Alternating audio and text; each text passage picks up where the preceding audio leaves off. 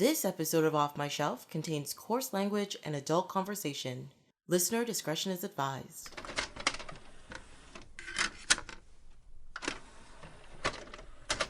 Hello, my name is Tracy James and welcome to Off My Shelf, a podcast about movies that are well off my shelf, where we go through my DVDs and talk about the movies in my collection.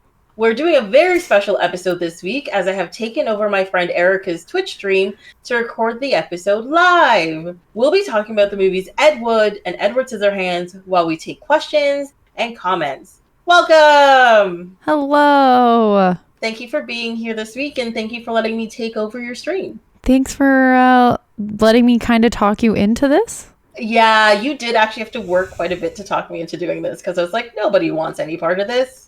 Yeah, but I was like, okay. Because I was always, when I first started, I was like, nobody wants to watch me play video games. But they do. A handful of five enjoy it.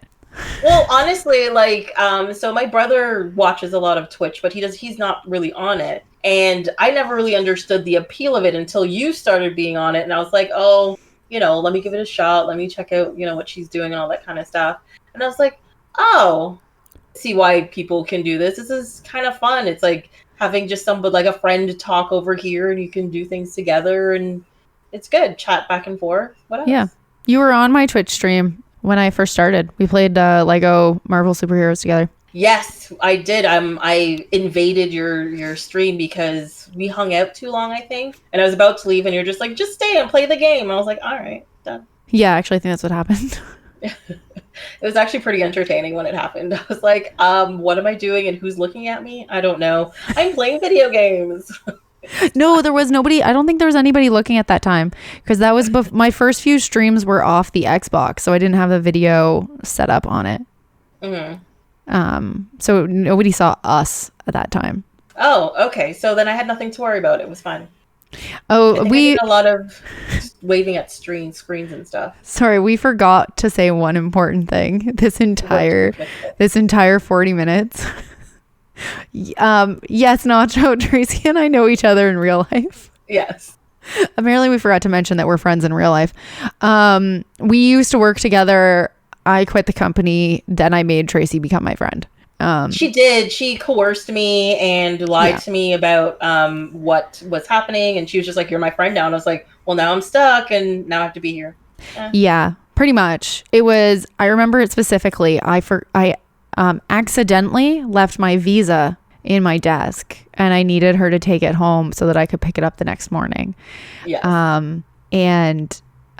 Yeah, no, I mean, I actually did. But then I think I invited you to come hang out and have wine with us one night. Yeah, and I was like, okay, I like drinking and being with people, which is something we can't do anymore. But still, at that point in time, we were allowed to do that, and then it turned into more. And but I'm kind of okay that you coerced me into being your friend because you're kind of great, so it's fine. Yes. Okay, cool. That's it. Yeah, so we do know each other in real life.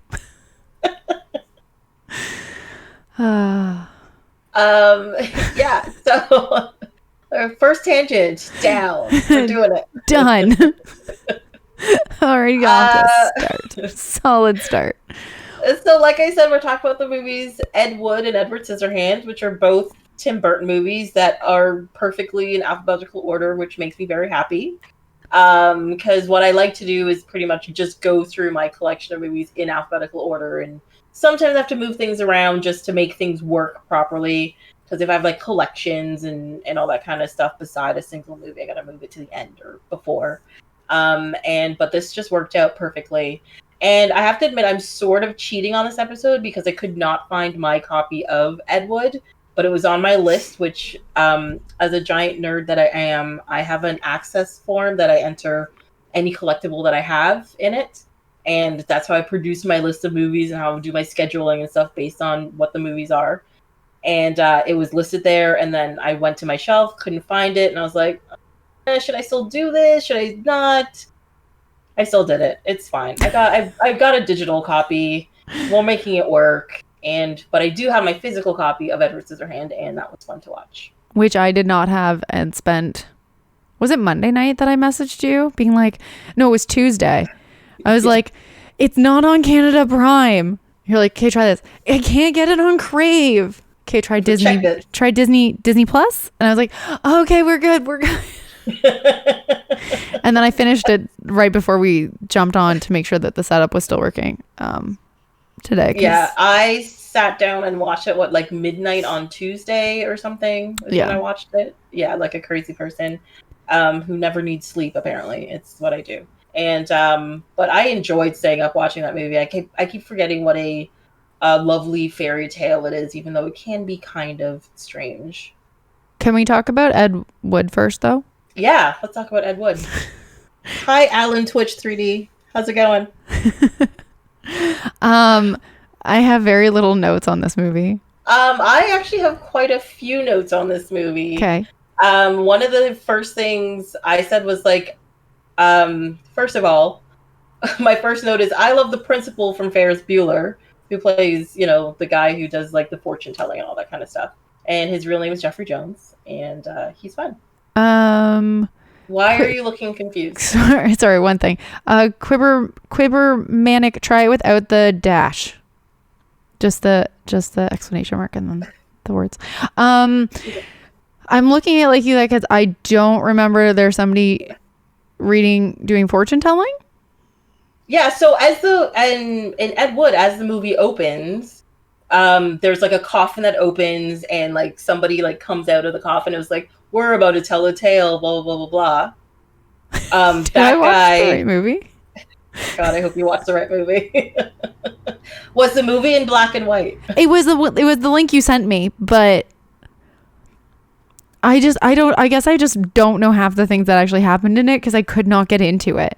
Really? I could not get into it. It started playing and I was just like, that's cool. Wait, but that's like literally the opening scene. So what turned you off that quickly? Like, this is blowing my mind. So my first note is when they were reading the review in the paper, and that she has a horse like a face. Yeah, horse like a horse. Yeah, but I wrote horse like a face. Okay, first of all, I thought that joke was really funny. No, because there was a it may have been an actual review from that time period, but also the character was played by Sarah Jessica Parker, who gets that comment. Who gets that comment all the time, and I still remember on Family Guy, they made a horse joke.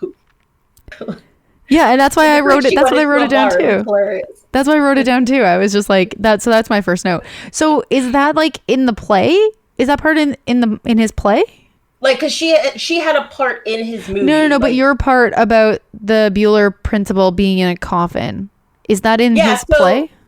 No. As the actual movie opens, it sets the scene for what comes after. A la like Shakespeare and the announcer and all that kind of stuff. And there's as soon as the movie opens, it says it has like a big screen, says before Ed Wood. Then there's it's black and white. There's a coffin and a guy comes out of a coffin and he sits up and he's like, we're about to tell you a tale of, Ed Wood and blah, blah, blah, blah, just explaining the movie that's coming up. But also within the movie, he plays a character who's this like fortune teller dude who just says a bunch of nonsense most of the time. Oh, cool. Okay. That sounds like a fun opening. It was a fun opening. I thought it was really fun. Apparently, it lost you immediately, and you were just like, forget it. His character's name was Griswold. Oh, so I have a note at the end that Griswold has departed from our dimension. Yeah, when they had like the notes of like where they were in that time period. Yeah. Yeah. I also wrote that I had to look up two people that I'm now realizing I never Googled. Yeah. Right. So I love the fact that we're already confused and we've just said one thing so far. What are words? No, so like I didn't hate the movie. Mm-hmm. I just it didn't hold my attention. Okay. It might be because the movie is actually made in the style of films that were made in that time period. No, because I like those movies. Yeah, but have you ever seen an Ed Wood movie? No, but like I've seen like Dracula and like other movies from that time. I don't think I've seen an Ed Wood movie, but I've seen other movies from like that time. Okay. So maybe I don't know. Then I don't actually have an excuse for me because like I've watched movies like what is it? Them, for example, which is about like giant ants taking over the world and because of, you know, nuclear whatever. And like this is exactly like that. Like too much shadow, too little shadow, weird angles, overacting. Like it perfectly for me set the time period. But I think there's a camp level that's a little bit higher because it is an Ed Wood film, which is it's just like it's supposed to be a little bit ridiculous. It's supposed to be a little outlandish. It's supposed to be a little bit extra, if you know what I mean, right? Yeah, yeah, and it's where like a director like John Waters gets a lot of his inspiration from that kind of thing. Like if you watch the original Hairspray, for example, like that movie is just so over the top. Like it's I like that movie. Yeah, I like that movie. We watched that on a bus to New York. Did you watch the original one or the new one? We watched the original one.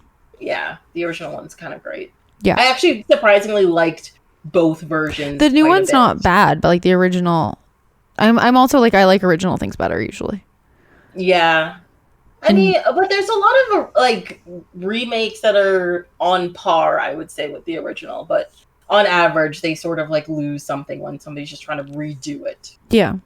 So yeah, I'm not really too sure. I don't know. Like the movie had me at the beginning. It was a little bit slow, but it relatively had me early, and I was like, I'm into this. Yeah, it might have been that it was slow in the beginning that I just couldn't pay attention to it. Like I did enjoy watching it. Don't get me wrong about that. Like it's not a terrible movie.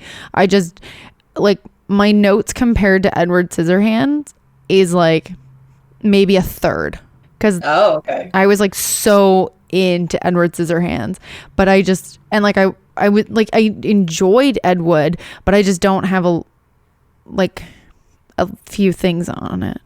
Fine. Like, I mean, there are times where I have like my biggest problem, especially if I really, really like a movie, that's when I usually have the least amount of notes. Because what happens is I start writing notes and then I just get lost in the movie and I'm like, shit, the movie's finished. I didn't write anything down.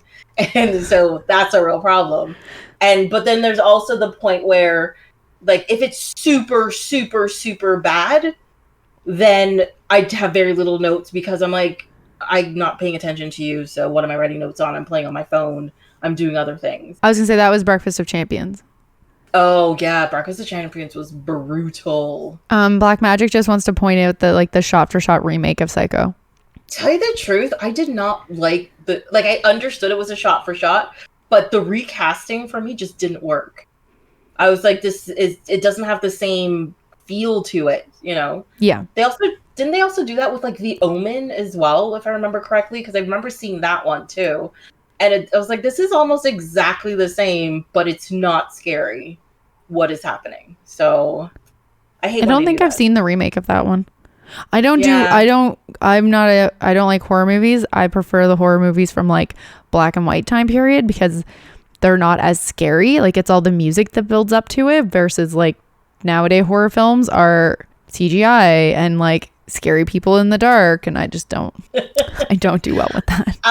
Yeah, no, I'm not a huge horror fan either, but I do have a soft spot for like comedy horror. So like Cabin in the Woods, for example, is a movie that I think is absolutely great. It is legitimately scary, but it's also funny, and so because of the laughs in between the stabbing and all that kind of stuff, I can get over it. Is that a remake? Like, is there an original and then a remake of that? No, not of Cabin in the Woods. Oh, okay, then no. Okay. Wait, Cabin in the Woods was supposed to be funny. I mean, I don't know. Yes, okay. It was. So back to Ed Wood. We've tangents. There's going to be way more tangents than usual, I think. Yeah. I have a question. Mm-hmm. So the first movie that he made, about the transvestites. Was that what it was about? Yeah. Glenda. Yeah, nothing happened to it, right? Like they made the whole movie and then they just never aired it until after he died. I think they said then that his movies took off. What they were saying was that they didn't release it in Hollywood. They sent it to somewhere, and they had it in like 2 theaters and it wasn't really played, but also it was a horrible movie because Ed Wood, if you watch this movie or you read anything about his life, he's a horrible director. Oh, He's a horrible filmmaker. He wants to tell stories, but doesn't want to actually take the time to tell the story. No, because which is crazy. There's so many points where he'd just be like, all right, wrap it, cut it, that's it. And they're like, but like the thing fell over. Should we not reshoot the scene? He walked into the door frame and he's like, no, it's good. It's fine. It's great. And we're like, but like, it will take 2 minutes. We should probably redo it. And he's like, no, it's fine. Let's move on. Yeah.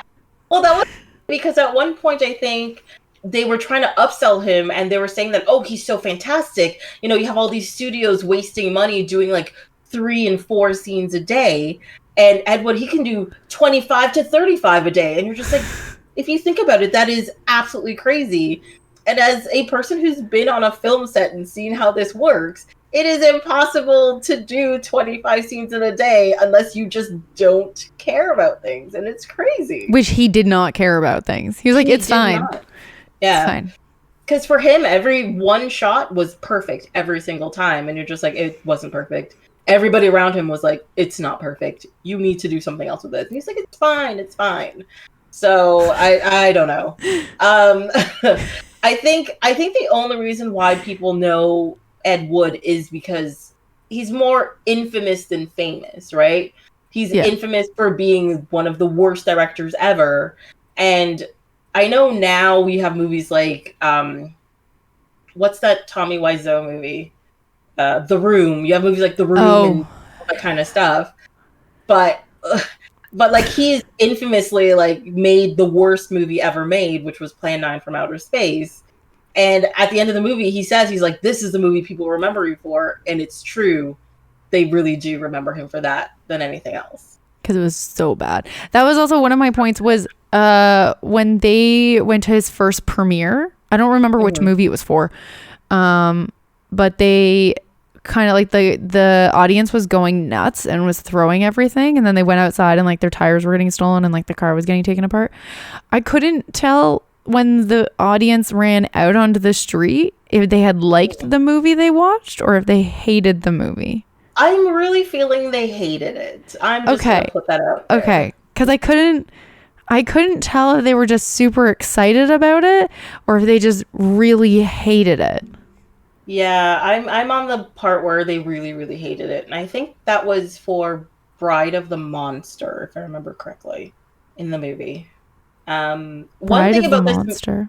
Yeah, because within this movie, they talk about him making 3 movies. And it's Glenn and Glenda was first, and Plan 9 from Outer Space was second. I remember those specifically. No, there was another one. Yeah, and the one in between, I think, was Bride of the Monster. And that's the one that had Bela Lugosi in it as well. Yeah, he was in it. Because him and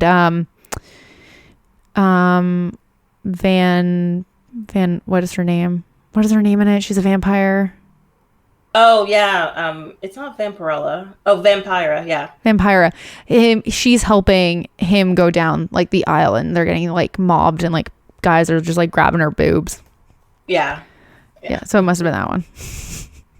He thought it was great, but everybody else was like, that's a failure. He's like, no, I'm telling the stories. You're just like... That's why I was confused if the audience liked it, because he was like, they love it. Everybody loves it. And then they're, like, throwing stuff. I'm like, I don't think they love it. No. I don't think so. Well, and I think that's part of the sad part of the story where you think about he obviously has some sort of, I'm gonna call it psychosis, because like there's no way you can see that and think about that and be like, everything is great, everything's fine, let's do this again. But he was just like, no, I'm going to make it. But he also wasn't actually putting in the effort to make it, you know, like you typing out a screenplay in 3 days and making a movie in 4 days is not a good way to tell a story. I mean, I'm not saying it can never be done. Okay, but hold on. Wait, say the timeline again, like the schedule. So in this movie, he wrote the Glenn and Glenda script in 3 days. That was his timeline. and then he filmed the movie in 4 days. Yeah, so is that not our plan for our Hallmark movies? No. They're usually movies usually take weeks to make. So like, yeah, but to not film. Hallmark. Not Hallmark. Oh yeah, at least like 2 weeks it'll take to film. And writing a script and going back and forth and editing stuff, I wouldn't be surprised if it takes longer than that. But like, if you have like, but the type of movie Ed Wood wanted to make was big, fantastical films. And when you think big fantastical films, you think of movies like the Marvel movies, or you think of Alice in Wonderland, or you think of I don't know, like Cinderella. And those movies take months to make, and it's not just writing the script, but it's also getting the sets right and getting the costumes right, and making sure you have the angles correctly and making things look real, where he's just like, no, we have spaceships, tape 2 paper plates together and just have them on a string, that's good enough. And or it's like next scene, the motor in the octopus, they're like, it's dead, we screwed it up, can you just like flap the arms while you're being attacked by it?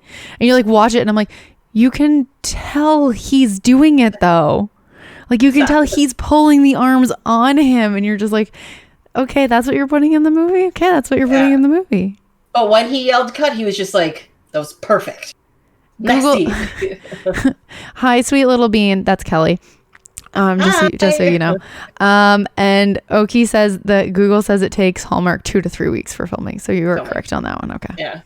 But then also that you have to add editing on top of that. So that, I'd say like editing and all that kind of stuff, like just the making of the movie is probably like a month and a half to 2 months, I would say. Because you got to put music in it and all that kind of stuff too. But all right.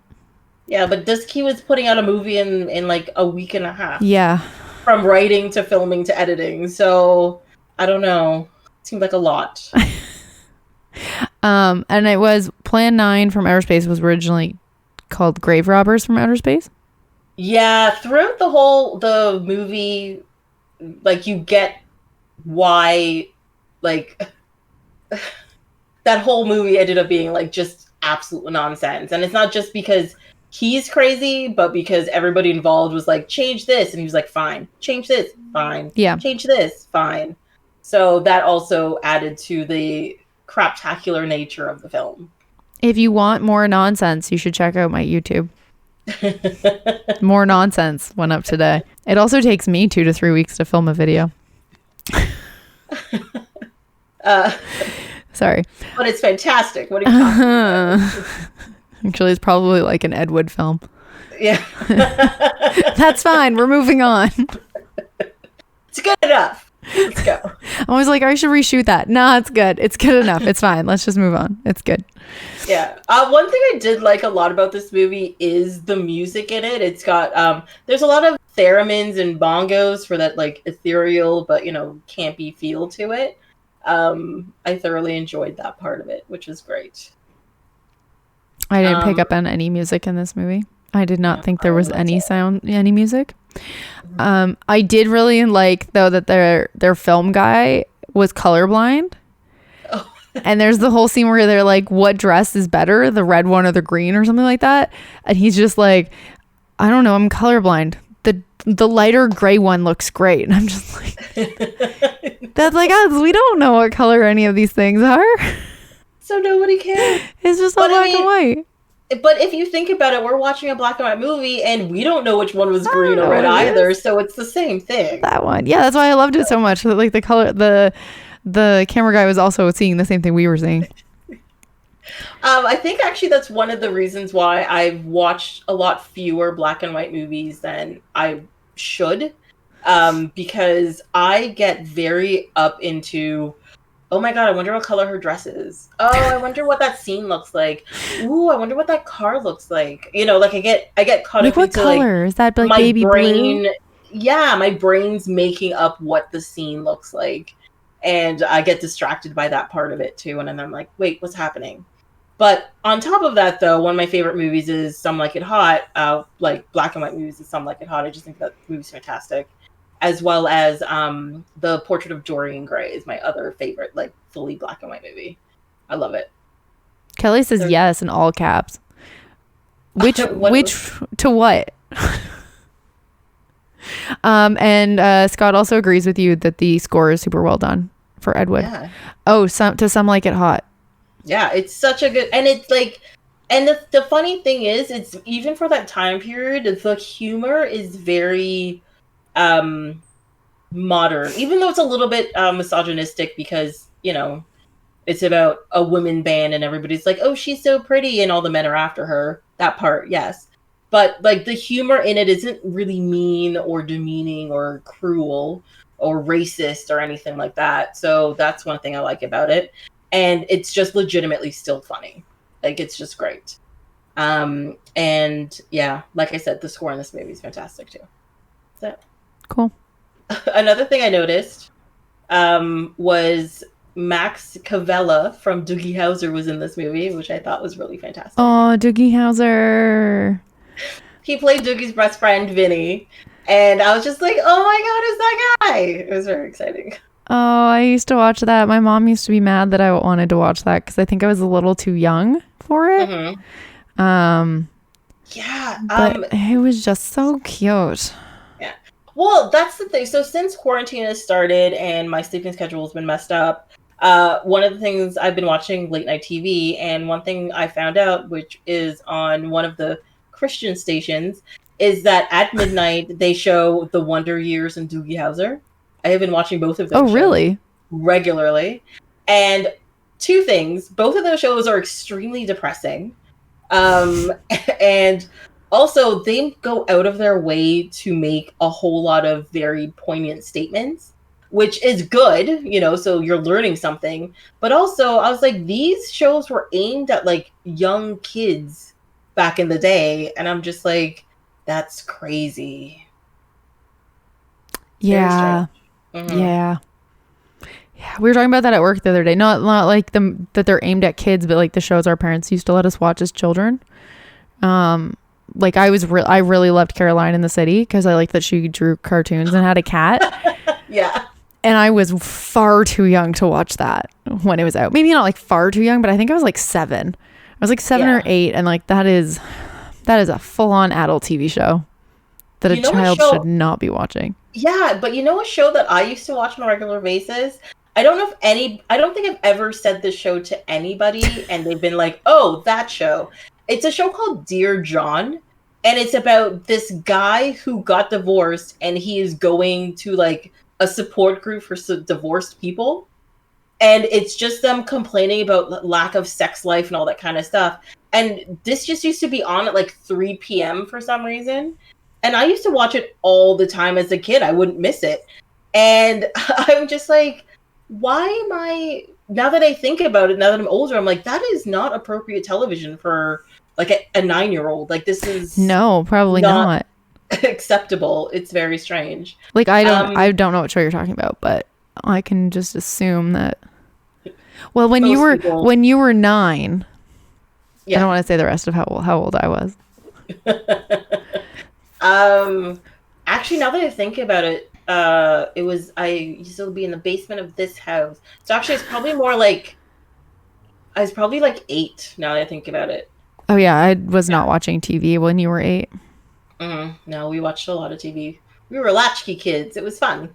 Oh no, I was a total latchkey kid too. Like, came home and like put some peanut butter on a piece of bread and sat down in front of the TV and watched it until my mom got home. Like, full latchkey kid, but like, I think I was 2 when you were 8. Okay. So it makes a difference. Yeah, it does. Wasn't really in front of, I mean, I might have been in front of the TV, but it was probably like, I don't know, Sesame Street or something. Yeah. Astrolith said that she loves those moments when it's like that guy moments.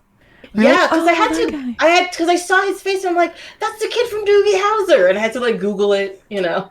We do that because although we don't do wine night in person anymore on Wednesdays, this is why my Wednesday stream only goes until 8, is because we do wine night Wednesday night over Zoom, and we'll put a movie on and somebody will just be like, wait, is that guy? Wait a second. No, that's just the cheap Hallmark version of that guy. Because like Hallmark's got like the poor man Superman and like the poor man Who's the other one? Everything. Yeah, like everything. So we're just like, oh yeah, no. That's not Henry Cavill. It's the Hallmark lookalike. Just like write that guy. Apparently Oki wants us to review the movie Everybody Poops. Is that a movie? I thought it was just a book. I have no idea. Is it now a movie? Hold on, let me Google this. Can I just watch the episode of Scrubs where, like, the musical episode where they sing the song Everything? What is it? Oh my god! Now I was gonna make a great joke and now I've forgotten what it's called. How Everything could you? Poo. Yes, I know. There are some YouTube videos of people reading Everybody Poops. So, I mean, that could be our review, is of somebody reading Everybody Poops. It's true. How many times can I say Everybody Poops in this before you cut it out? Oh, you can say Everybody Poops as much as you want because everybody does poop and people need to remember that. Black Magic's also questioning if it's a movie. It's a YouTube thing. It's on YouTube apparently. I did enjoy, I wrote this down, so I just need to tell you. The frying pan to the head. Fully enjoyed that. Fully enjoyed it. And then he just falls right on the floor and I'm just like, she did it. She did the thing everyone. Yeah, she did the thing that all girlfriends want to do. And then just like throw a frying pan at their freaking face, and then she just did it. Yeah. So good. Sorry, are you okay there? Yeah, I got distracted because you were talking, and I looked at the screen, and in the screen you were talking, and then in my ears it was silent, and I was just like, "What's happening? Did it cut out? What's going on?" No, there's there's a delay between. There's a delay. Yeah. What you specifically hear, not what everybody else hears. It's just what you specifically hear. Apparently, Sam Jackson's rendition is Chef Kiss. So. Okay, so we should find that one then. Oh, sorry, it was called Elmo's Potty Time. Is what Oki meant. Okay, so we will watch, and that's an E. That's an E. Do you think we can slip a special episode in? A special mini episode? Yeah. We're gonna talk about Elmo's potty time. I almost called it potty party. That might have been better. I guess you could have a party while you're on the potty, but yeah. I mean, if you go with like Freudian standards, I mean, you do get to a stage where you get full elation from relieving yourself. So that's a whole thing. Interesting. Okay. He's thinking of Go the Fuck to Sleep. Okay. Oh yeah, he did go the fuck to sleep. He did do that one. And that one is very fantastic when you hear him read it. You're just like, I know I can't play this for my kids, but oh, I wish I could. It'd be amazing. Why can't you? Because he just swears the whole time. Oh, I've never heard his. Oh, it's go the F to sleep. No, I know, but like if you're gonna read it to like a 2-year-old, they're not gonna understand what fuck means. Yeah, but also 2-year-olds absorb stuff like that like a sponge, and they'll just start cussing the next day for fun. Yeah, but then you send them to daycare, and somebody else has to deal with it. That is true. Or you send them to like Auntie Tracy's house, or Auntie Trey Trey's, or I don't know, somebody else's house, and then they can just cuss over there. Yeah, they can take care of it that way. Plus, they're gonna get cussing from me anyways. They don't need to get it from a book. That's true. I try my best not to cuss, but I fail miserably at it. So, that happens. As Kelly's pointed out in the diaper ads, the kids are always having a potty party. And Astrolith wants us to start talking about Edward Scissorhands. But I have so many more notes on Edward. See? Oki's mom would have played it for her too. Kids repeat everything they hear. Yeah, well, it's fine. Do. What other notes do I have? I have the first girlfriend went on to write songs for Elvis Presley. Yeah, you got all the notes from right at the end of the movie. Yeah, I did. I got really... So my favorite part of movies is when they... So, okay, I understand that a movie ends because, like, the story's done being told. But I always want to know what happens next to the characters. So my favorite part is when the movie's real and they have a, like... This is what happened to that character next. I fucking love those. Love those. Well, what's really interesting about it, like, what happened to those people next was actually, like, super interesting. You know? Everybody besides Ed Wood himself went and did things. And he just kind of fell into obscurity, kind of. No, I just Googled the two characters. Well, I Googled one of the characters that I meant to Google earlier. It was, so they said that Paul Marco and Conrad Brooks played the cops, and it was like they went on to do other things. Well, not really. They just went on to be in other Ed Wood movies. I mean, that's doing something. Yeah, but isn't that not doing like the same amount of thing that Ed Wood's doing? That's true, actually. But they have to put a lot less effort than he does into it. Oh, no, sorry. Conrad Brooks went on to do a fuck ton. God, he's in a lot of things. He has a selected filmography because they can't post it all. Like, they're bit parts, but still. But did he act in it, or was he like, you know, the filmographer, or he like did costumes, or he did, you know, blah blah blah? No, he has like, they're like roles in them. Oh, okay. He was also in the remake of Plan 9 from Outer Space. Wait, why was there a remake? There was a remake in 2015. Wow. Okay. By an independent science fiction comedy horror film. It's a partial remake. It is a parody, homage, and partial remake to the cult one. Classic. Yeah. Yeah, it just says cult 1959 movie. It doesn't say cult classic because it's not. What's really funny is if you actually look up Ed D. Wood Jr.'s filmography, like they have him as a writer on 82 things going up to 2017 because a whole bunch of people took his screenplays and rewrote it and did stuff for it. So he's got all of these credits up until now, even though he's been dead since 1978. It's very strange. So whoever, did he get married and have kids? I don't know. He died, but he did get married to the last girlfriend. Yes, he did. Because I was gonna say they're making like a ton of money off of like royalties, I bet. I wouldn't be surprised because like that movie like fell into obscurity for years and years and years. And then there's this whole thing where like cult movies started making a comeback in like it was like the 80s or so. Yeah. And it came back. And my thing about Plan 9 from Outer Space, the only reason why I ever watched that movie, even though I'd heard about it maybe like once before, was there's an episode of The X-Files where Mulder says, he's like, I've watched this movie 42 times. And and I was just like, now I have to watch it so I understand, you know, where he's coming from and his motivation. Just like, you know, X-Files is my other obsession. I don't get to talk about it as much as Star Trek, but it is my obsession. But the funny thing is I didn't even have to look up any of this information because it was in the top of my head when I wrote this note about how, like, I was thinking to myself, I've never actually watched a Bela Lugosi movie except for Plan 9. And I watched it because of the X-Files, and it was in the episode Hollywood AD, which was in season 7. There you go. I can't tell you which one, but my grandma used to watch the movies. So when we were down there, we used to watch them with her. I also want to say that, so he saw it 42 times. Do you want to know what movie I've seen over 42? The only movie I've probably seen more than 42 times? What? Independence Day. I used to, and this, like, I'm gonna lose so many followers after this, probably, or gain a ton. I used to come home from school and put it on, and I used to know the president's speech by heart. Yeah. And like I used to watch the VHS so much that like it wore out. And actually for Christmas, like probably 10 years ago, my mom got me the DVD copy of it. When I think it was when they came out with like the second Independence Day, like number 2. But like I loved Independence Day. I've seen it way more than 40 times. That second Independence Day movie does not do the first one justice. No, don't even watch the second one. Just move on.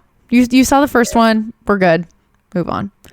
I like that Oki says, though, my favorite part of the movie was the end. I like that Black Magic is saying his goal is to watch 300 times, which I think is crazy. Oh my God. Has anybody else? That's like a decent movie to watch 300 times. It's not that bad. Just don't watch the second 300 movie 300 times. That movie's horrible. They're both pretty bad. Has anybody else seen a specific movie over 40 times? Just me? Oh, I've definitely seen several movies over 40 times for sure. Oh my God, so many. Oh, I've probably seen Elizabethtown over 40 times by this point. Really? Elizabethtown? I know. Okay. It's Claire Danes, right? It's Orlando Blooming. Not Claire Danes. No, Claire Kristen Danes. Kristen Dunst. Kristen Dunst, yes. I love Kristen Dunst. I love John her. Tucker Must Die. Kelly's seen John Tucker Must Die. See, I've not seen Mean Girl 40 times. Oh, not Top Gun. That's a terrible movie. Super Troopers or Top Gun. Wow. Okay. I'm sorry. Top Gun? I couldn't even watch it once. What are you talking about? There's the part where they play volleyball on the beach in tight jeans. You've got to watch that scene. It's hot. I think that's the only scene I paid attention to. Okay. Oh, I know. I saw. Sorry. Okay, so Oki said that they've seen the Phantom of the Opera when it came out on DVD like 40 times. Top Gun I did see twice. I watched it once with other Tracy, or original Tracy, and then I watched it when I invited Aaron from work over, and we actually watched the whole thing. It was dumb. Oh, I remember. I had to sit through it a second time. I was like, this is so stupid. Okay, Black Magic, I think it's true. That does count as 20 views since it was filmed at your school. Easily. For sure. Does it? I think it counts. It totally counts. Homeschool equals high. Star Wars Episode 6. Okay, so I'm like the only person that's only probably watched one movie 40 times, is what I'm learning. Oh, no. I've definitely watched several of my movies lots of times. Star Wars, specifically. But like 40 times. 40 times. You've watched it 40 times. Star Wars? I've been watching that since I was like 5. Oh, right. So you're old. It's on. Wow. Oh my God. Okay. I'm just going to take this knife out of my heart, put it over there and continue. It'll be fine. Indiana Jones and the Temple of Doom. I've definitely watched that many times. And I don't know what else. No. What else would I have watched that many times? Oki's watched Barbie Princess and the Popper. Because it's a cinematic masterpiece. I love it. Oh. Now I feel like I have to watch that. Can you send me the link for it when you find it? Yeah, I'll have to track that down. Every Sunday for 2 years as a kid, all 3 of the Angels. Yeah, so that's like the same as I came home from school and I watched Independence Day, like all the time. And now I'm gonna go watch Aladdin a lot. I think I've watched Aladdin over 40 times. I love Aladdin. But you've never seen Hercules? No, I've never seen Hercules. I remember that at night when I try to sleep, the anxiety, my brain goes, do you remember that Trey has never seen Hercules? And I'm just like, fuck you.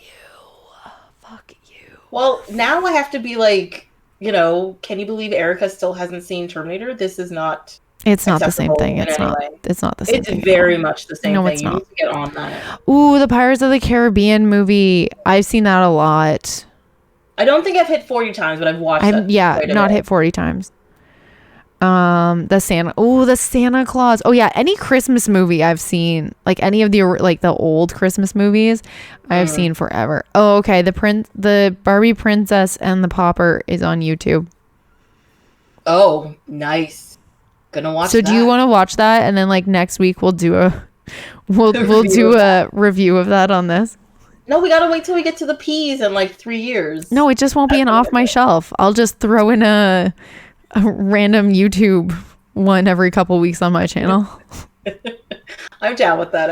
We'll just talk about like some Barbie movie. Okay, hold on. Before we get too far off topic. I mean, we already really are way off topic. Yes. Also, one thing I wanted to comment on was I completely forgot about the whole cross-dressing thing in this movie. I don't know why, because it's a very big part of this movie. It's like the whole beginning. Yeah, it's actually quite a bit of it. And I don't know why I completely forgot about that aspect of it, but one thing I realized about this movie that they did really well is that they easily could have, done it an injustice to it and just made fun of him. Yeah. Like in the movie, where they don't make him like the butt of jokes or anything. It's not like the only person who seems to care is his first girlfriend. But like even she puts up with it for a long period of time before losing it. But she doesn't make fun of him for it. She's just like, this is not a lifestyle I want, and this is not a lifestyle I like, and how can you be this way? No, but doesn't she call him crazy? Doesn't she calls them, she like breaks down on set and like, oh damn it, I closed my tab where I had Googled the movie. I'm pretty sure like she has like a huge breakdown on set in the middle of filming and like tells him like, how can you be with these crazy people? You're all lunatics. She like spazzes out. It's not on set. It's like it's their rap party. She has the breakdown. Oh, okay. But the thing is she calls them crazy and she calls them lunatics, but she doesn't use all of the other derogatory queer words that could have been used or anything like that. And I think how they handled the whole situation within the film was very good, because I think the only person who really does that is I think the first financier who financed that first movie, and he's like, this isn't going to sell and this is pointless, and calls him a bunch of names. Yeah. But it's never, derogatory to his situation or his, mentality really. But yeah, I think he's crazy for other reasons than what some people in the movie called him. Yeah. I wish Bill Murray was in it more. Oh, he was so good.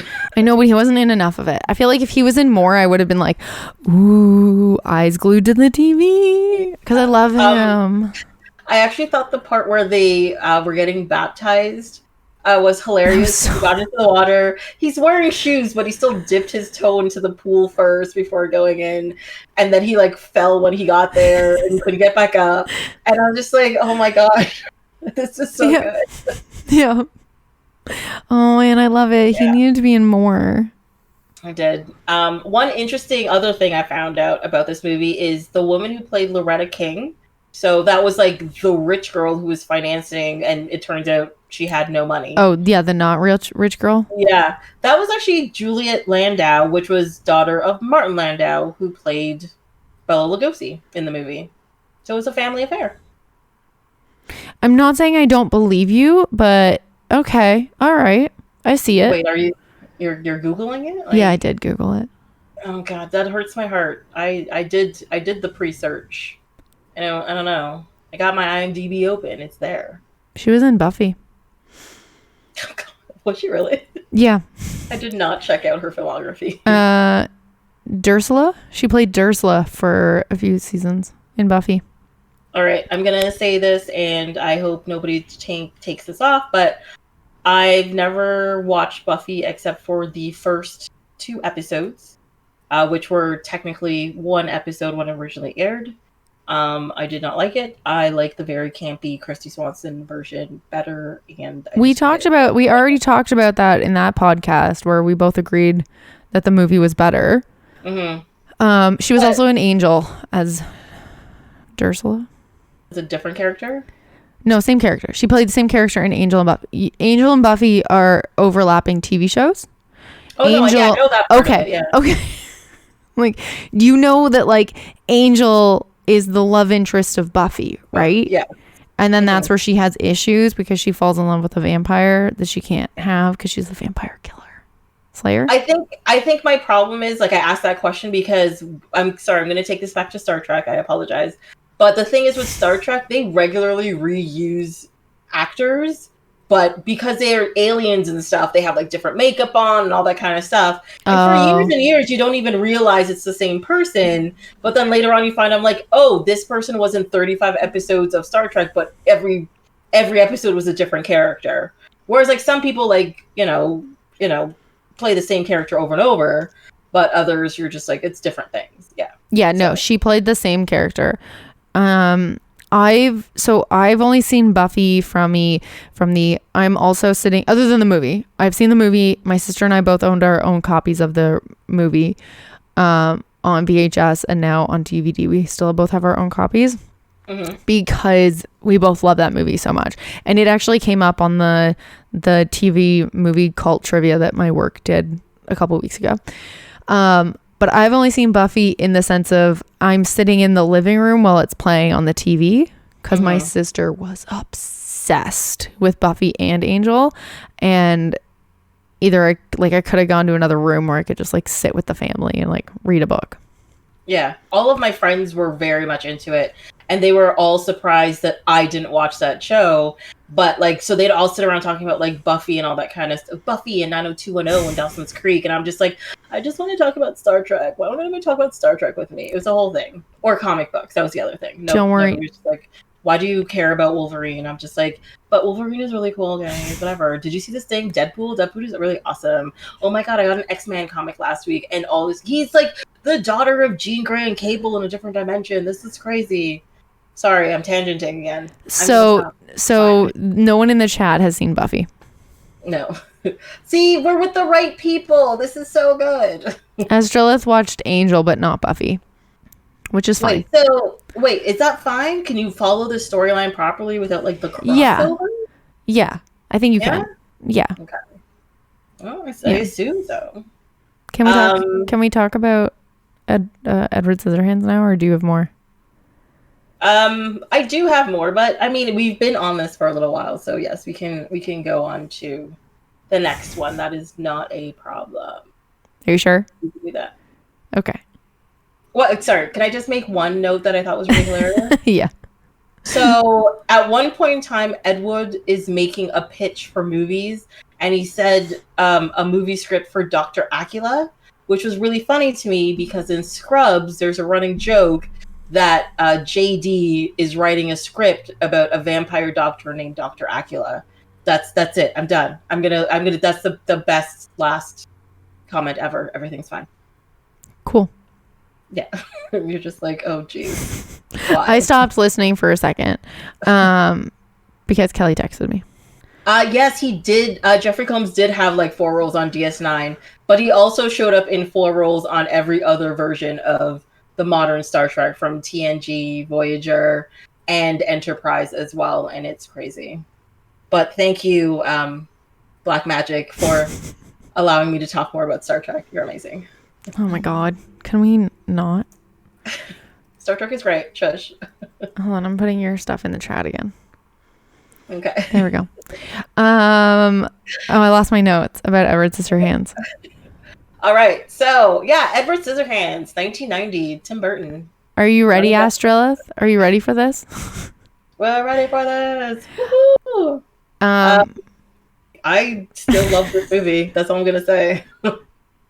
I would really like this movie. I don't know if I love it. There was a couple things I had problems with.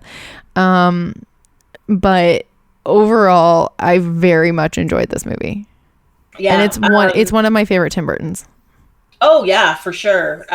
It's just such a, I mean, he said it, and he's like, I just wanted to create a dark fairy tale, and have this sort of like light etherealness with a little bit of, darkness to it, because he's kind of weirdly obsessed with like death and goth and all that kind of stuff. But yeah, like you just have there's like a whimsy to the movie that's kind of like light and fun, but as you get to the end of the movie, of course, the darkness comes back in, but doesn't really destroy, the feeling when the movie's over, kind of thing. I think a lot of what helped like it be light and breezy in the beginning and then darkness is that it was like summer and everything was all bright and colorful, and then it started going into like winter and things weren't really covered in snow, but it was like winter and it was more nighttime scenes. Yes. Like it was like, if you think about it, like the whole beginning of the movie's all barbecues and picnics and rainbows, and then it slowly is just like robbing things at night and running around in the dark. Yeah. So that helped. And that like was a really good like mood shift, so you understood the like mentality of the people, where at first everything was breezy and colorful, and at the end you're just like, oh, this is where the bad part's coming in, and you were there, This is the bad stuff. Mm-hmm. Yeah. So like it's also really just aged well, and like it was such perfectly cast, and I forgot how little Johnny Depp actually says in this movie, which I was actually kind of fine with. I forgot that he doesn't say words. Yeah. Because he's in, like, 98% of the movie, but he says, like, 45 words the whole movie. And it's a lot of, okay. And that's it. Okay. So, like, all right. Thank you. Oh, now I missed the name. Sorry, I just got it. Thank you. Any last words for the follow? Thank you. Just to let you know that I usually don't do podcasts on here. I usually play Animal Crossing and Paper Mario, but thank you so much for following. If you're interested in this, you should also head over to Tracy's Twitch and give her a follow. Yeah, that'd be great. Sorry, it popped up with no noise, so I was waiting for you to. It was like because then you can just like clip that out. You can just clip that little part out, right? Yeah, it'll be fine. I meant clip. I might keep it all in there. We'll God, see. I made it awkward. One thing that I know I told you, but I want to say it on here, and I don't know if it's true. Mm-hmm. But my sister told me that Nick Carter is an extra at the beginning of the movie. When they're doing the pan over of the neighborhood, yeah, he's one of the kids in like a pool or something. Really? Yeah. So my sister told me that. I don't know if it's true. I mean, like, I feel like she got it out of like a Teen Bot magazine or something like in the 90s. And now you're going to Google it. I don't know if it's true, but that's just what she's told me. And Astrolith is also checking. Oh, it's so I looked it up and it came up automatically. Nick Carter's birthday by watching him in Edward Scissorhands. That was last year. He turned 38 last year. Says uncredited, but yeah. Astrolith says it's uncredited. Cool. So I was going to tell my sister that she was right. He doesn't have like, I don't think he has any lines or anything. I think he's just like in it. Oh, so when, so the website I went on has the clip that he's in. Oh, really? Yeah, and so what it is so when what's her name? Is it Peggy? Peg's the mom. Yeah, Peg, and she had just gotten Edward, and they're driving back home, and he's looking through the town, and there's a part where a kid slip and slides. Yes. He's the kid slip and sliding, apparently. Can you post a link to that in my Discord, please? Yes. So if anybody else wants to check out Nick Carter's probably first movie, maybe? He wasn't a Mickey Mouse Club kid, right? No, it was Justin Timberlake was the Mickey Mouse Club kid. Well, I mean, they both could have been. And AC Chavez and Christina Aguilera and Ryan Gosling. Britney Spears and Ryan Gosling. Who lived with one other kid. I think he lived with Justin Timberlake's family because he's Canadian, right? Yes. Oki says that according to USA Today, Johnny Depp says 158 words and was paid $14,000 per word. Oh my God. Can I get that kind of money? Because I said a lot of words tonight. I need to get that kind of money. I don't even need that money per word. I'll just take that per stream. That would be amazing. Per week would be great too. We want to I'll do 5 streams for that. Yeah. See, I did not have a crush on Nick Carter. Astrolith did. My sister did as well, which is how she was so sure he was in this movie. So my crush was on Brian. Brian was the best Backstreet Boy.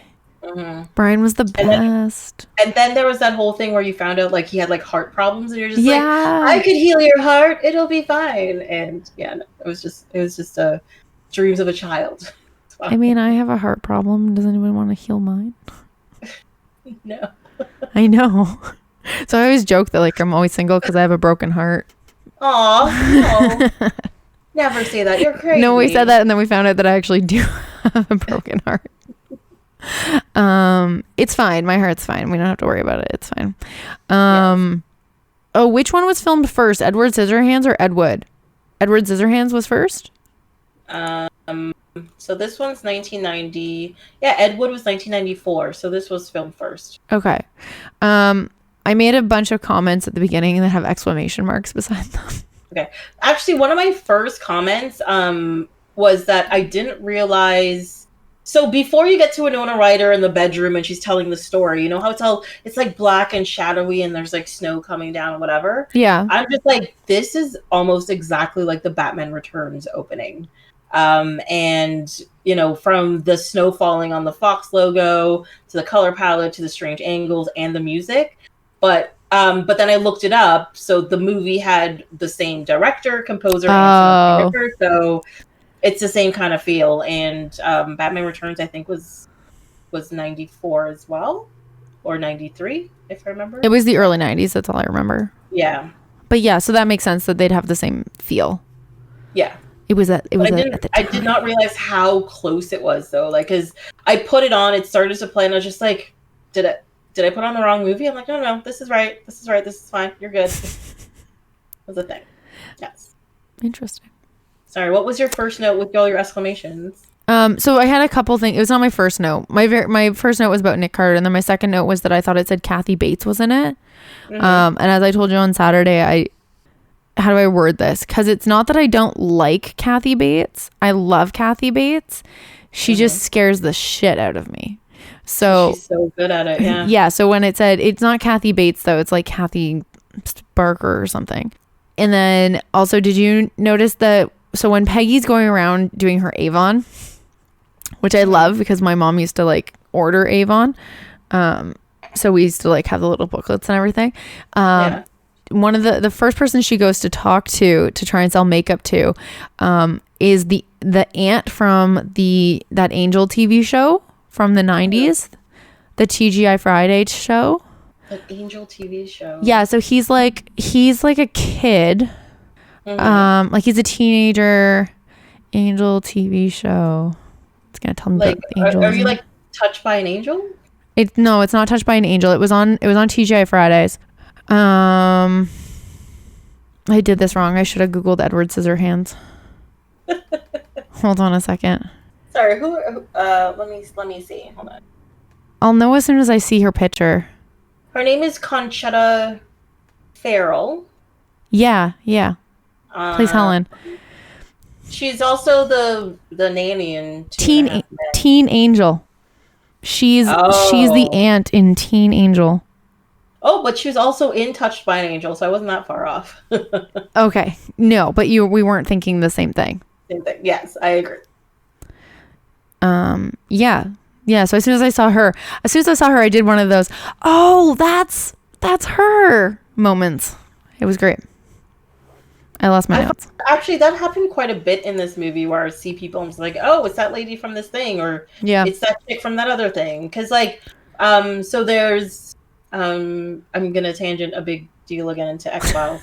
Oh my god! So I was very happy about this because I was like, this gives me an excuse to talk about X-Files a whole bunch, because there's actually a whole bunch of people that were in X-Files in this movie, and one of them was the devil, who like, oh, he's from the devil and whatever. But in the X-Files, she plays sort of like a witch, and she's trying to protect people, and it's like a really gory episode. And I was like, it's her. It was great. God, you have another X-Files fan in my chat. No, I actually don't think that's an X-Files fan. That's the person telling me like, oh, yeah, that's true. I know exactly who that is. I'm not going to call them out about it, but what else? Is it who I think it is?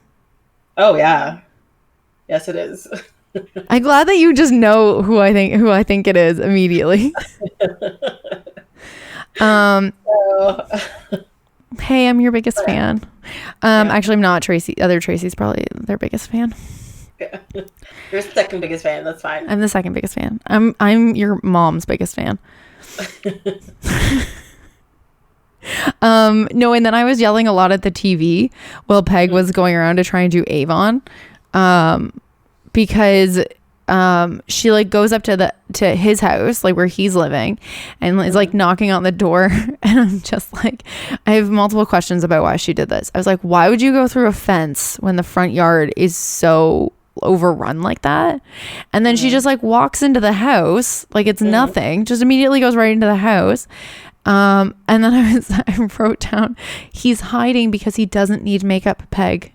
He doesn't need your makeup, Peg. Just leave him alone. My comment about that is, even if I was desperate for business, this is not somewhere I would go. Also, are you just walking into people's homes? That's my comment. She strolls right through the front gate, which isn't open. She like wedges her way between posts in the front gate, and then just like walks right into the house. And she's just like, hey, I've got Avon. Does anybody want Avon? No, nobody wants your Avon. Nobody. Also, I need to respond to Black Magic. I completely agree. To me, the last good episode of the X-Files is Hollywood AD until the last episode. That whole T-1000 bit was just let it go. And Oki, I agree with you. That is how people die. And Astrolith, she did not care. And she did. He's lucky it worked out in her favor, but damn. She needed to sell that Avon. She needed to sell it. And then she was talking to that kid, the girl, she was like, so if I remember correctly, like this lipstick looked really good on you, and so did this one. And she's like, you think I have money? No. I mean, you go into a house with what'd she look like, 15? By herself? She's not buying anything. She's not buying anything. And then I had a lot of questions about his living situation. Like, okay, first off, is he a human that the dude cut his hands off, or is he a robot? No, he is. So my thing is they never properly explain it, but he's not a person that the inventor cut his hands off. He is something the inventor made, and in the process of making him, the hands were the last thing he was supposed to do, and they were scissors, and he made him hands, but he died right before he was able to give him hands. So that's my thing is I think he was one of the entities that was like his inventions that he just made more human or whatever. So he's a robot ish with feelings ish. Okay. And that was a flashback, right? When he was like, when he stuck his scissors through the hands and then the guy had a heart attack. Is that a flashback? Yeah, that's a flashback because the guy was having a heart attack and he's trying to like hold him up, but he's got scissors and it goes right through the hands and he like dies. A self-aware zombie barber. I put down that he needs to stick to cutting dog hair and not human hair. Because I'm sorry, he did a shitty job on those ladies. I don't know. I liked like 3 of the haircuts. Like the one that's like the asymmetrical that was on like Peggy's head and stuff, that was fine. But the weird one where it's like it's all curly and he had like a racetrack in the middle, I was like, no, that's not right. It's Sweeney Todd. Should I get that? Should I shave this part of my head? Yeah, why not? Just do it. Just go for it. Make a statement. The regular first Tracy, original Tracy, says I'm not edgy enough for that. You're not edgy. Well, I don't know. That's why I got my undercut shaved. You can be as edgy as you want to be. You just got to go for it. I stream Animal Crossing. Well, you can make it metal. It's fine. I mean, I guess I could. I'd have to redo my whole island. It's full of cute people. Why does it matter? In little Christmas sweaters. My favorite thing to watch online is when you're like, this guy saved a puppy from blah blah blah, and it's like some big dude who's covered in dirt and he's like, I'm a tough guy, but look at the puppy, he's so cute. I love those videos. What does the reverse Picard mean? Should I understand that? You don't want to talk about Star Trek. We don't have to talk about Star Trek. Okay. Oki says I could pull off a side shave. I feel like though if I had a side shave, I'd need to have my undercut back. Also, the reverse Picard is just like the haircut because he's bald on top and his hair is on the side, whereas hair here and bald on the side. It's fine. That's all I say. So you mean it's a reverse George Costanza? It's a reverse Costanza. Wait, was Seinfeld around before Star Trek? I don't know, man. She's Googling it. Yeah, I am. Black Magic also says I could pull off the side shave. TNG was 87. That's why my hair is always like this to the side, because I don't shave it, but I just put it all on one side. Seinfeld was 92. All right, so no. No, it is the reverse Picard, not the Costanza. I'm So so going with Seinfeld was Costanza. 89. Okay, well, Black Magic did put a question mark after. I just didn't say 92. My bad. Mm-hmm. I mean, it was on in 92. It just didn't start in 92. So you're half right, Black Magic. Half right. Question, can you bring me some Skittles on Friday? I'm gonna just eat this. Thanks. Do you have any more cookies? Oh no, the cookies are done. Okay. And I would make you more cookies, but I don't have any flour, so that's not a thing with that. What if I brought you flour? I'll just make myself cookies. It's fine. Okay. Also, why did they have him sleep in the waterbed when there was a perfectly good pull-out couch in the basement? Well, maybe they just didn't want to shove him in the basement. Okay, so you're gonna put a guy who has scissors for hands, multiple scissors for hands, in a waterbed. That's true. Yeah, which is kind of weird. But also, my question was like, what was the thing with waterbeds? I never understood the obsession. Oh, my uncle had a waterbed. It was great. He like constantly yelled at us to get out of his room because he had a waterbed, and like the 5 of us grandkids were just like, but it's so fun. Yeah, it was a crazy fad, which I just never understood. Also, Cube Matic is saying that he found out the other day that Michael from Breaking Bad was on an episode of Deep Space Nine. Who's Michael? That's great, but we're not talking about Deep Space Nine. Like, is Michael the guy who's the assassin dude? I don't know. I've never seen Breaking Bad. Dude? Oh my god, you're ruining things. I've never seen Terminator. Now Breaking Bad. You knew all. I told you all of this on Saturday night. It's not my fault. You drank too much that you A, slept on my couch, and B, forgot the evening. I didn't forget the evening. I remember like the big things, not the minutia. There's a difference. Me making poor choices and texting people. Oh yeah, I remember that part. That's the big picture part. Anyways, I also roasted, by the way. Wait, me or her? I don't know, but I think it's funny. I'm gonna laugh at it. It's fine. I also wrote down that I loved that Peggy also asked him what happened to his face. I was like, he has scissors for hands. My note about that, where is it? I have specific words. My note for that is, imagine not being able to scratch or itch, or having dire consequences if you do. And he did. That's probably what happened. Yeah. And then I wrote, how does he shower? And then, oh no, the waterbed. It's true. How does he wipe his butt? Yeah. See? Like, these are the questions. Oh, but he wouldn't have a butt. He's a robot. Yeah, I don't think he has a butt. I think that's why he's got like that leather thing, and when he put on clothes, he put everything over it and stuff. Like, I don't think bathroom is an issue.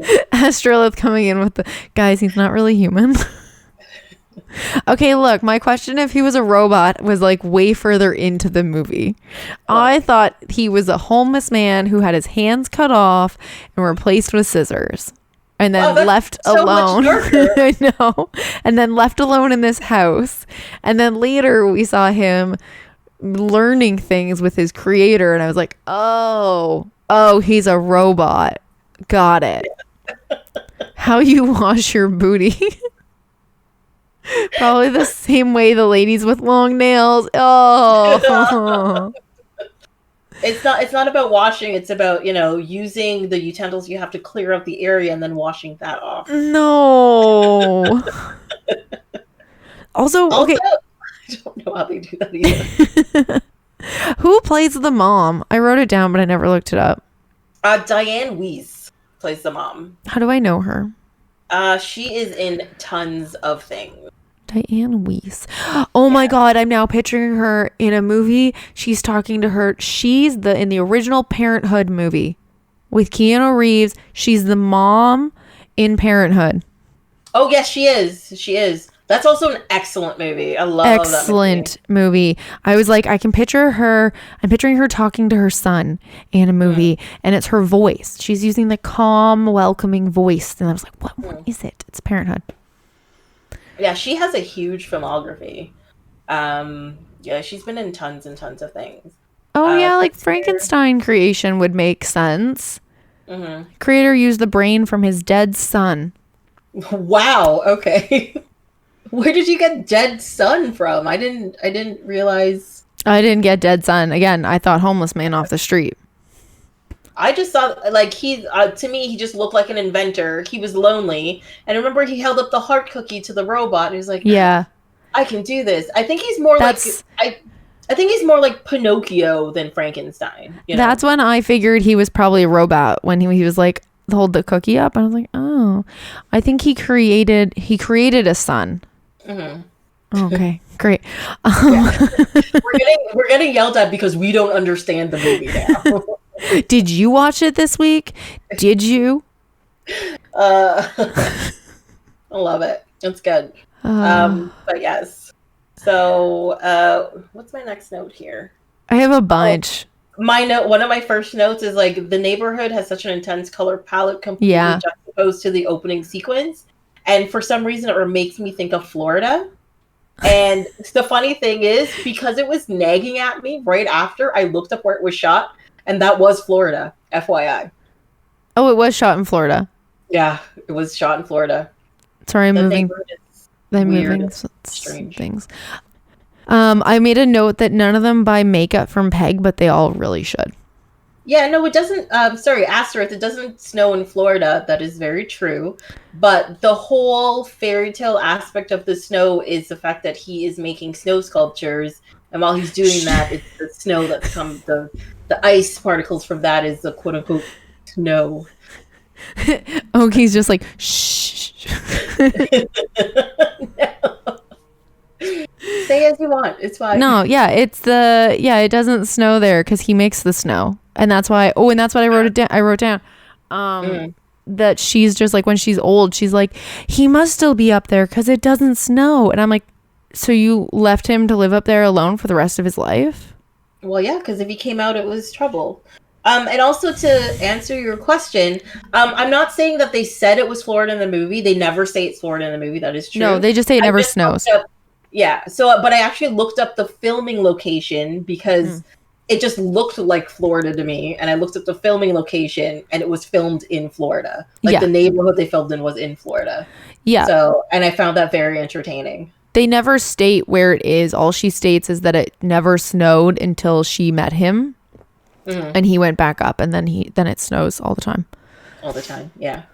Because the part where she goes outside and he's doing like the angel sculpture that is obviously her.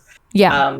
And she's all just like, oh my God, what is happening? This is beautiful and wonderful. Oh, it's the first time I think she does snow things. Yeah, and then I wrote down that's Hallmark.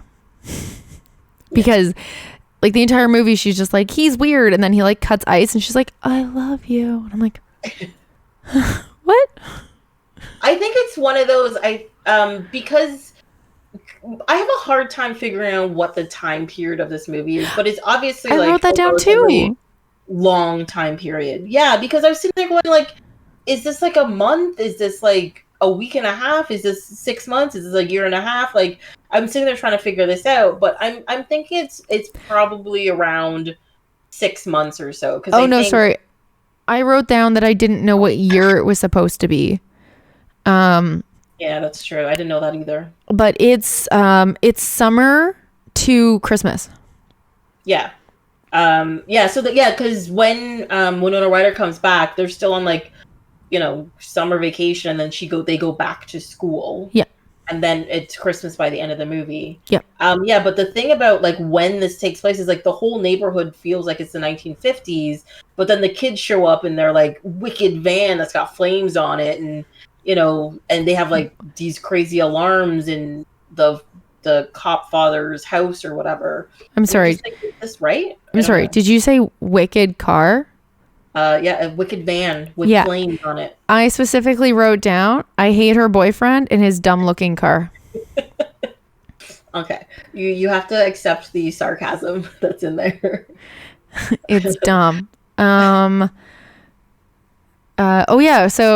Oki and Astrolith both say that it's Hallmark. Oh my God, that's my new saying.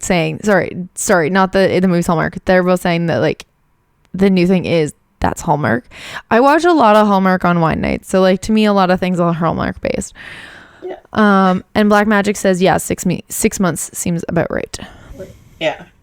Yeah. No, freaking love Hallmark. I want a Hallmark life. You do? But that means every other weekend you'll meet somebody who you'll fall in love with and have to marry in 4 days. That seems like a lot of effort and pressure. It's not 4 days. It's like 2 months that they're together. Hallmark movies? No. But I only need to do it. I only need to do it once. I don't need to. Why do I have to do it all every time? No, I just once. I'm just gonna meet somebody and marry them in like 2 weeks, and move on with my life. Yeah, but then what happens? I don't know. They never make a what happens after movie. Yeah, that's because they know they've made a bad decision because they got married when they didn't know anything about each other and they get divorced like a month and a half later. But they're leaving town tomorrow night. You have to go for it. They're leaving. And also I'd own like 17,000 coats. That's true. Wardrobe change every 5 minutes would be amazing. Love it. Oh yeah, there's my note. Did he make Edward or find a man off the street? Is he a robot? Why did they put him in the water bed, not the pull-out couch? Yep. Those are all in one line. That's all one continuous thought sentence. I don't know. I went from desperate for business, I don't want to be in that house, to imagine not being able to scratch, to why were waterbeds a fad, to this level of nosiness would just make me mad. So I don't know. I was going all over the place. I also have, how does he get a SIN number? Does he even have a birth certificate? That's the thing, right? Yeah. Because he also can't prove he was born because he was created, which is kind of like being born. But also, what is the point in time you would give him his like birth, because he was put together in pieces? Is it when, like his chest, or the first time he blinked, or the first when he time woke he could up? walk? When he woke up. When he woke up. When he came to life, I guess. I don't know. You're birthed when you come out of your parent. Yeah, but that's like a very... Or a human. It's not even your parent. Sorry. You're birthed when you come out of a human. That is true. So, I don't know. It would have been when he was whole. Minimum valuable product. You know what? Cubematic, that is very true. Johnny Five could do it, so could Ed would. Well, he didn't. Sure. He didn't get his salon. Yeah. Well, I mean, Johnny Five is alive, but Johnny Five also has hands. So he could probably like hold a pen and sign something. Yeah, Edward Scissorhands can't sign things. It's true. I also wrote down that I really loved that after he got arrested, how he knifed the walls and the curtains. It wasn't after he got arrested. It was when he got back home and like she said something, and then he was just like so angry. He just went and started like knifing things. Well, that's the dangerous part about him, I suppose. But I mean, honestly, at that point in time, he had a reason to be really pissed off, and he's obviously not a vocal individual. And running around with knives in your hands get you arrested. So scratching walls was the best he could do. Yeah. Oki has a comment that he has toes, so he could sign with his toes, but then also followed with does he? Does he have toes? We've never seen his feet. I don't know. They could be just wood stumps as far as we know. Team Wally. No, we cannot give the robots birth certificates. We cannot do it. But if they're alive, why not? I mean, Star Trek, Measure of a Man, they proved, Data has rights as a being and can make his own choices. Look, it's all over the place. We need to accept this. No. We do. No. He has knife toes, apparently. His knife toes? Wait, oh yeah, okay. I was reading over here on this side of my screen, and I was like, what? Knife toes. He has knife toes. Yeah. One of my other comments was like, oh my god, phones attached to walls, listening to the radio, now an answering machine? That's crazy. I had all those things. Yeah. We all had all of those things at some point in time. Oh yeah, I wrote, OMG, he made it snow for you, so he just lives alone all this time. How does he, and then, and then, ... how does he eat? But he doesn't, because he's a robot. But that's he does consume things. But if he doesn't, let me the technical term defecate. Where is these things going? That is a true question. Oh wait, yeah, he does eat. He eats dinner with them. Yeah, and at the barbecue, the women start feeding him food. He's like, that's delicious. Okay. I have to bring this up. For years and years, I was like, what is ambrosia salad? I have never had a reason to actually look it up. By the end of the movie, I didn't care anymore. And I was just like, whatever. Did you look it up, though? Oh, yeah. I looked it up. And I am sorry, but it is disgusting. I don't even know what it is. There's nothing about it that seems interesting. So this is right from Wikipedia. And when I read this, I was just like, oh my God, please no. And apparently ambrosia salad is an American variety of fruit salad. Most ambrosia recipes contain canned pineapple, canned mandarin oranges, canned orange sections, and mini marshmallows and coconut. Then they cover it in some sort of dairy product like mayonnaise, whipped cream, sour cream, cream cheese, pudding, yogurt, or cottage cheese. It can also include fruit and nuts, Marciano cherries, bananas, strawberries, peeled grapes, or crushed pecans. Nothing about that is appetizing, and I don't understand why they are doing this to themselves. So it's a mix of a bunch of canned things and then whatever you had lying around the house. Covered in some sort of cream of some Covered in mayonnaise. Mayonnaise or whipped cream. Or cottage cheese. Or cottage cheese. Or pudding. Or yogurt. Ugh. Oh crap, I think I've had this before and didn't know what it... Did you enjoy it, Astrolith? Also, I love Oki's comment, but I can't say the first word because I have one of those in my house. And then she's going to ask me what I want. But I love that you need to prove you were legally transported to this country from your place of birth. Where is your place of birth? Is it where you got turned on or where you were manufactured? I would say it's where you were manufactured. Like Bender is from Mexico. We know that. Bender Bending Rodriguez. It's fun. These are the things I do. I'm sorry, Erika. I know. As you sit there just blinking at me like, oh, whatever. It was at a family reunion. You don't know if you enjoyed it? You probably didn't enjoy it then. Honestly, if you don't remember it, you were like, ugh. Okay, but pineapples with marshmallows and Cool Whip slaps. Really? I mean, maybe that's something I'll just have to try at some point in time. I don't know. If I'm ever allowed to have a party again, you can make that. Although I can have a housewarming party when I move. It's just only my bubble can come. Right? Because like we've all hung out. We all hung out on Saturday. So can we all sit in my apartment together? Yeah, but we have to sit spaced apart. That's all. And then you have to wipe things down when we leave. But we sit beside each other all the time. Like I literally could have come to your house to record this podcast. Technically that is true, yes. Well, no, because I don't have the same setup as you do, and that would just been annoying. No, we wouldn't have been able to put it online, like on Twitch online. Yeah. You just recorded it and like put it in your pocket. Yeah. My family calls it green stuff because we dye it green for Christmas. Oh God. No. Does it have Jello in it too? No, there was another thing I found. Look, let me Google this again because Black I found Magic a whole bunch of stuff. Sorry, Black Magic wants to remind all of us that it is a limit of 10 people now. Inside, right? That's what the inside one is, and outside's 25 now? Yeah. I don't have 10 friends. It's fine.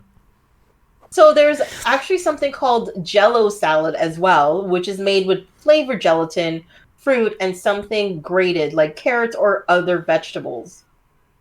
This is all US things, right? Yeah. This isn't a Canadian, like... Are these American dishes? I've never been to a party with these. Apparently these things were very popular in the 1960s and are now considered retro. That's what it says. Black Magic, I want to let you know that there's far less than 10 people in a theater. It's fine. Mm-hmm. There's no one going to the movies. Tracy and I went to the movies. There was 7 of us. Yeah. In like a 200-seater theater. And Yeah. It was fine. Yeah. Yeah, it was okay. Nobody's going to the movies right now. But schools I don't get. The school part bugs me. And well, like that's the thing. When we went, I had mentioned to you that like if it's packed, I'm not gonna go in. Yeah. We got there and we're just like, oh, this is fine. we took social media things because there was no one there. Also the school thing that I just learned, because I've got friends that have really little kids, grade 4 and under are not mandatory to wear a mask.